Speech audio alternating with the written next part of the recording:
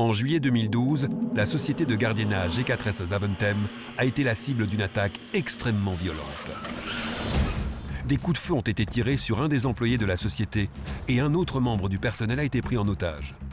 Une reconstitution de la prise d'otage a été réalisée et nous vous présentons les images de caméras de surveillance de ces échanges de tirs. Les enquêteurs recherchent toute information sur ces faits ou sur l'identité des auteurs. Un employé de la société G4S a été victime d'une prise d'otage par des individus armés se déplaçant à bord d'une Volkswagen Touareg foncée. C'est la phase initiale d'une attaque violente de la société établie à Zaventem. Les auteurs ont pu s'introduire dans les locaux de la société grâce au véhicule et aux données de l'employé ayant été ligotées et placées dans le coffre de son véhicule. Sur ces images de caméras de surveillance, on peut assister à l'arrivée au sein du bâtiment de G4S d'un cortège de 3 véhicules.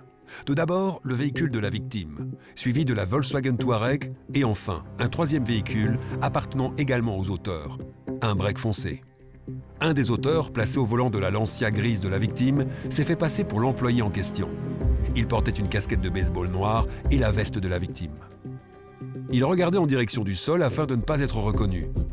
2 autres auteurs étaient probablement cachés sur la banquette arrière de la Lancia. Les auteurs savaient parfaitement comment pénétrer dans les locaux et les enquêteurs soupçonnent dès lors la présence d'un complice au sein du personnel de l'entreprise G4S. Le véhicule s'est stationné à un endroit peu éclairé à proximité de l'entrée du bâtiment.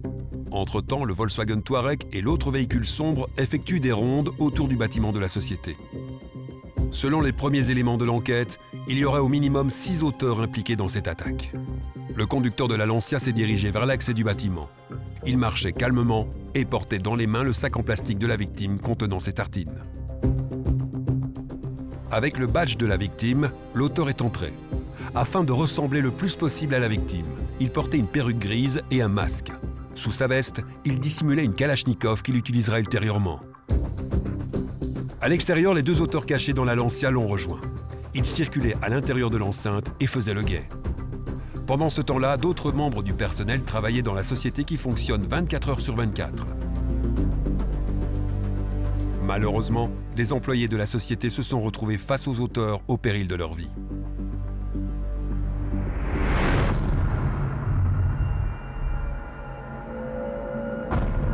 L'auteur a obligé un employé à se coucher et à s'éloigner de la porte en rampant.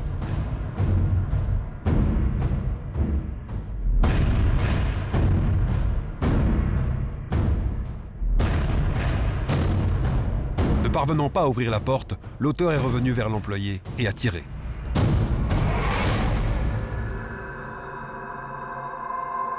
Ensuite, le malfrat a emmené le pauvre homme titubant vers la porte vitrée. Cette porte étant sécurisée, il a demandé l'assistance de l'employé pour en permettre l'accès. Mais comme l'employé n'était pas assez rapide, il a une nouvelle fois fait feu en sa direction, à une distance d'1 mètre. L'auteur s'est alors encouru vers l'issue de secours, mais après réflexion, il s'est redirigé vers la sortie principale du bâtiment, laissant la victime blessée derrière lui. Dehors, les 2 autres auteurs ont couru au même moment vers la sortie de secours. Mais eux aussi se sont ravisés et semblaient ne plus savoir que faire.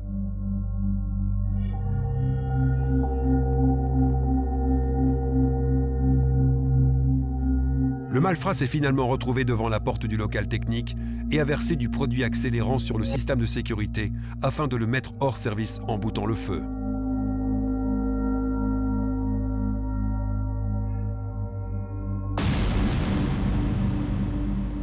Heureusement, les détecteurs à incendie ont permis rapidement d'éteindre le feu.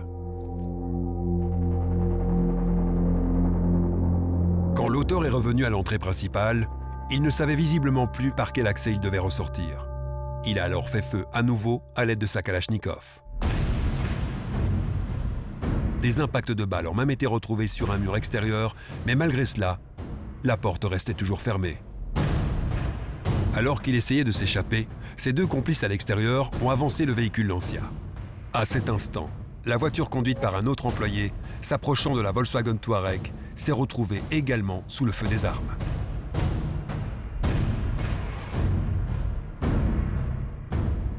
La Lancia grise a démarré avec 4 auteurs à son bord et a foncé au travers du portail d'entrée. Ensuite, les auteurs ont mis le feu au véhicule Lancia.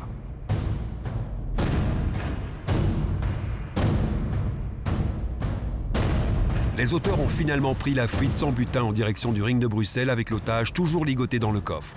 10 km plus loin, la personne kidnappée a été libérée sur la bande d'arrêt d'urgence sur la E411.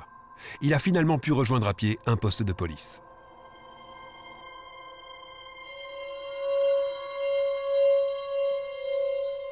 Les jours du collègue blessé, laissé à l'intérieur du bâtiment, ne sont plus en danger.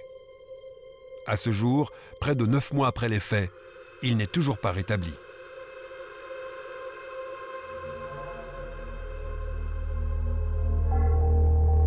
Les services d'enquête sont toujours activement à la recherche des auteurs des faits. Au moins un des auteurs s'exprime en français. Au regard de cette criminalité extrêmement grave, on peut parler d'un groupe de 6 criminels, bien organisés à la précision et à la technique militaire. Ils ont fait usage d'armes lourdes et manipulaient celles-ci avec technique et facilité. On peut dès lors établir qu'il s'agit de véritables professionnels du crime. Groupe 4 Securitas a entre-temps rehaussé ses systèmes de sécurité, mais les enquêteurs craignent de nouvelles attaques de cette bande violente. Il a pu être établi que les auteurs ont effectué de multiples reconnaissances des lieux afin de préparer cette attaque. Il est dès lors demandé à toute personne pouvant fournir des informations utiles de communiquer ces informations aux enquêteurs. Si vous disposez d'informations sur le véhicule Volkswagen Touareg foncé, sur l'autre véhicule foncé de type break, sur les armes utilisées ou sur les équipements des auteurs, masques et perruques grises, veuillez prendre contact avec les services d'enquête via le numéro de téléphone gratuit 0800 30 300 ou via le site de la police fédérale.